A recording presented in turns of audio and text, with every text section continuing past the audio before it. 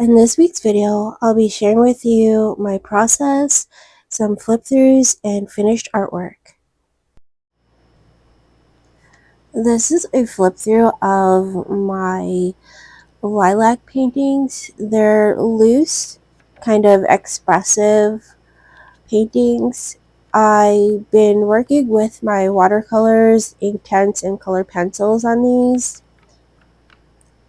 I like the flow that I got into as I was making these. They may look similar, but each one has its own personality and look.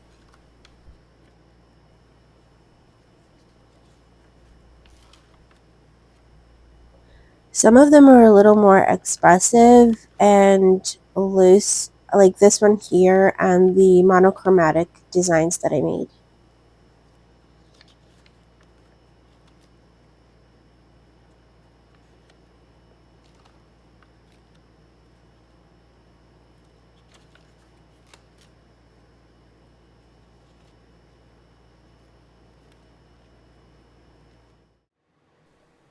These are two paintings that I made on Stonehenge paper, the cream colored one. I like how they came out on the paper, and I'm looking forward to using it for more artwork. One of the things that I've been working on a lot lately are paintings for the print shop.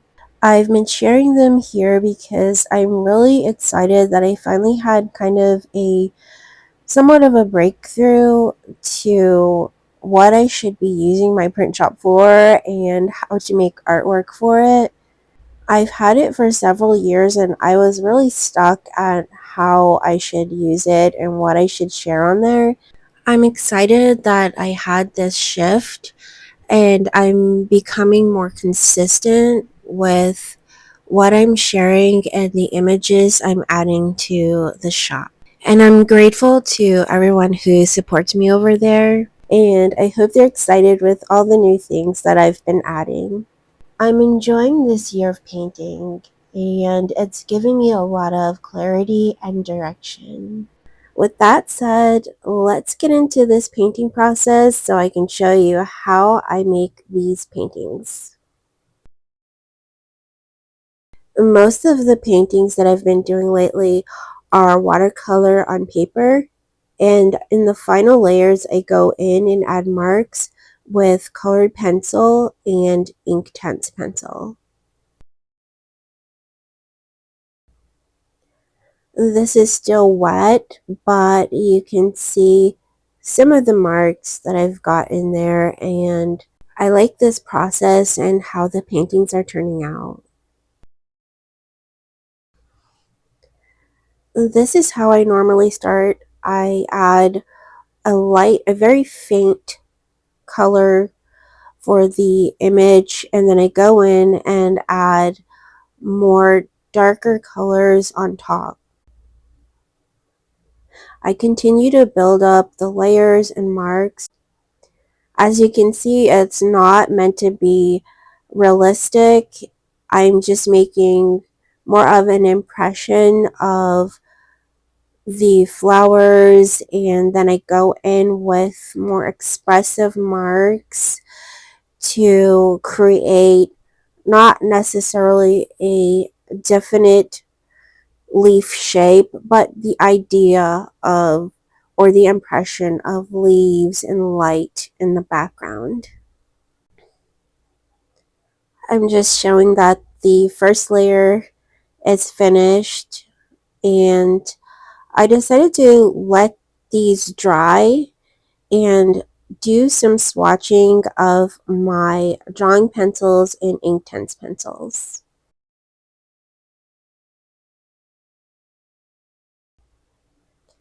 These are my go-to colors for this set of painting. On the first row, I swatched out the drawing pencils, and that's smoke blue, pale cedar, and Mars violet. After that, I decided to swatch out the Inktense, and I'm swatching out baked earth, and this one is called bark, And the next one was apple green. And I have two violets. One is called thistle and the other one is called sugar plum. They look really similar, but when you add water to them, you can tell that one is more of a warmer color and the other one is a bit cooler. I took a moment to write down the names of the colors, and I just wrote which ones were the Inktense and which ones were the drawing pencils for my own personal reference. I like making sheets like this to keep with my art so I know what colors I'm using. It's kind of like having a key. And it comes in handy later on if I want to make artwork that looks similar. And now I'm just dropping bits of water on the swatches so that I can remember what they look like when they're wet.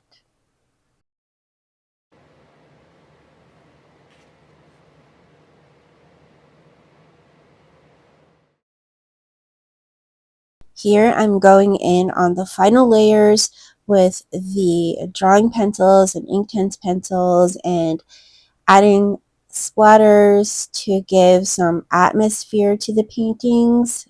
I really love doing that. And I'm adding some darker values. And this is what they look like after I finish the final layers of watercolor and Inktense and color pencil.